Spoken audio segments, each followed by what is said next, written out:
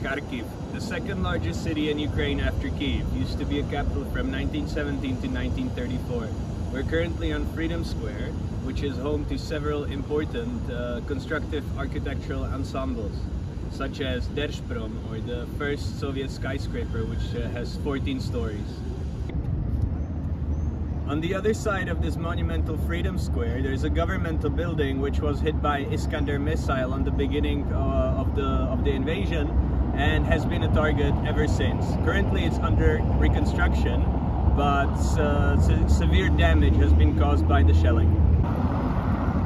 And the damage after shelling and explosions is visible on virtually every building in the square, whether it is broken windows from the wave of force and impact of the rockets, or damaged plumbing, access to electricity, and in worst case, even disturbed statics of the entire construction.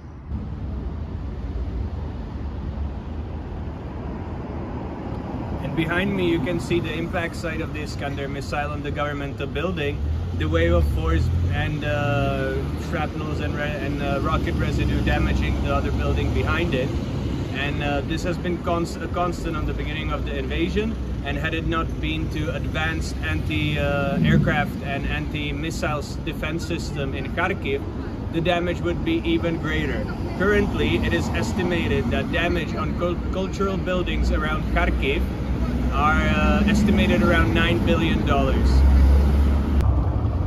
And here you can see a close-up of what rocket fragments and shrapnel due to historic buildings around the Freedom Square in center of Kharkiv.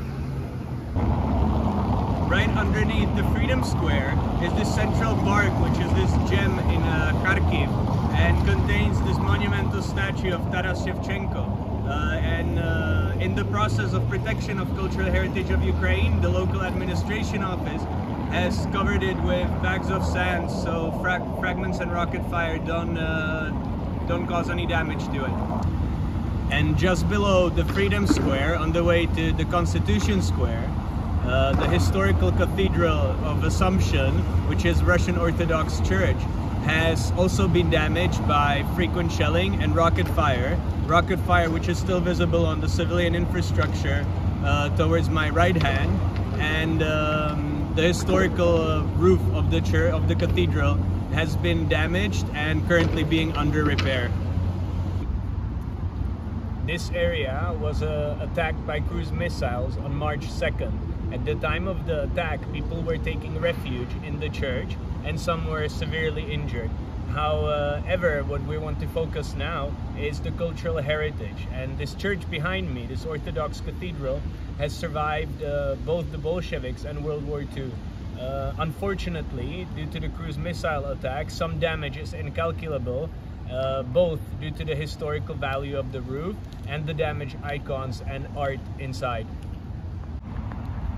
What is appropriate to say here that majority of these historical objects, as well architectural gems, such as the Opera House, the Brutalist Opera House behind me, the buildings on Freedom Square, the monuments on the route towards the Square of Constitution, are protected by 1954 Hague Conventions, and as such should be regarded under protection during the armed conflict.